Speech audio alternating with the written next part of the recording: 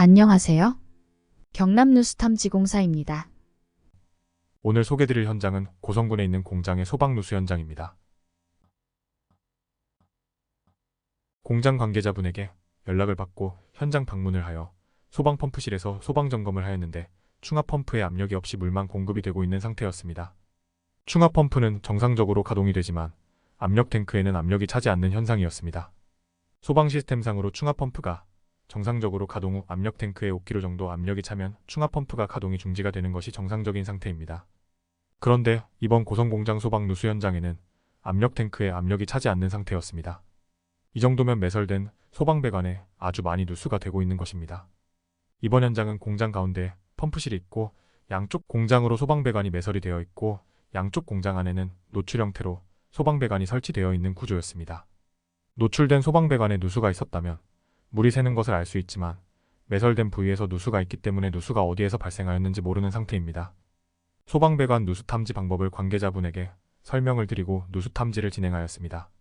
간단하게 소방배관의 누수 탐지 방법을 설명드리면 펌프실이나 아니면 노출된 소방배관으로 압력을 주입하는 곳을 찾아 압력을 주입을 하여야 되는데 이때 어디를 선정하는 것이 중요합니다.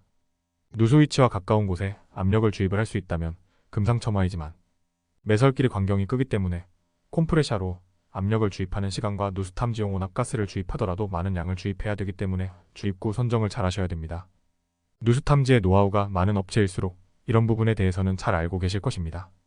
이번 현장에는 펌프실이 양쪽 공장의 중앙에 위치하고 있어 펌프실의 압력 탱크의 주입구를 선정하여 소방배관 누수 탐지를 위하여 압력을 주입하였습니다. 업체별로 배관 누수 탐지 방법은 조금은 다를 수 있지만 결론적으로는 같습니다. 배관에 압력을 주입해서 새는 부위를 찾는다 라는 것입니다. 찾는 방법이 청음탐지기로 소리는 찾는 청음탐지공법이나 주입한 누수탐지용 혼합가스 반응을 찾는 가스탐지공법이나 아니면 두 가지 방법을 다 사용하는지입니다.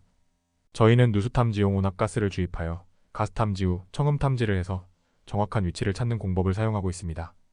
사진을 보시면 알겠지만 주입한 누수탐지용 혼합가스 반응을 빨리 찾기 위해 바닥을 천공합니다. 천공을 하면 아스콘 사이로 탐지용 가스 반응 찾는데 시간이 많이 절약되기 때문에 예상되는 관로 방향으로 바닥 천공을 하여 주입한 누수탐지용 혼합가스를 찾는 것입니다. 이렇게 누수탐지용 혼합가스를 주입하여 찾은 위치가 자재창고 앞이었는데 주변의 자재들을 다 치우고 가스탐지로 확인한 위치 주변을 청음탐지기로 정밀 누수탐지를 하였습니다. 몇 번을 압력을 주입하고 빼는 과정을 거치면서면 누수 부위를 사진처럼 확정하였습니다. 정확한 누수 부위를 청음탐지기로 찾을 때는 주변에 소음이 없는 것이 좋지만 공장이라는 특수성이 있기 때문에 소음이 많이 발생합니다. 그래서 이때는 압력을 주입을 해서 들어보고 다시 압력을 빼서 들어보는 방법으로 여러 번 반복을 해야 됩니다. 그래야 오탐을 줄일 수 있습니다. 이렇게 소방배관 누수 탐지 과정을 공장 관계자분에게 설명을 드리고 누수공사 방법에 대해 협의를 하였습니다.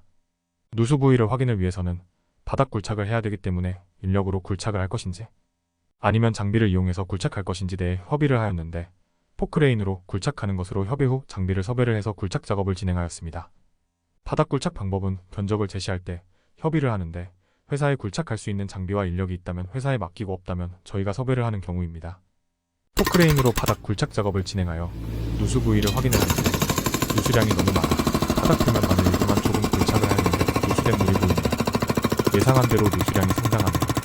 누수되는 물이 보이기 때문에 이제부터는 조심해서 굴착을 해야 됩니다. 누수 원인이 무엇인지를 확인을 해야 되는데 포크레인 장비가 실수로 배관을 찢거나 아니면 배관 표면을 바가지로 끌거나 하는 원인을 알 수 없는 경우가 발생하기 때문에 조심히 작업을 진행해야 됩니다. 굴착한 부위에서 배관이 보이네요. 정확한 위치에 누수 탐지가 되었습니다. 동영상을 자세히 보시면 배관 연결 부위인 소켓이 보입니다. 연결 부위가 문제가 생겨 누수가 발생한 것 같습니다. 사진을 보시면 상수도 전용 배관인데요. 배관 연결 시 사용하는 소켓이 깨져 있습니다. 연결 부위가 깨진 원인을 자세히 살펴보면 배관 바닥면이 치마가 발생하여 연결 부분에 스트레스가 지속적으로 주어져서 연결 소켓이 깨진 것 같습니다. 공장 관계자분에게 현 누수 원인에 대해 설명을 드리고 연결 소켓을 교체하였습니다. 이렇게 보수 후에는 다시 소방배관에 압력을 주입하여 추가 누수가 있는지를 확인합니다. 주변 정리를 하는 동안 배관에 압력을 주입하여 지켜보았는데 압력 저하 없이 잘 유지를 하네요. 더 이상은 배관에는 추가 누수는 없네요.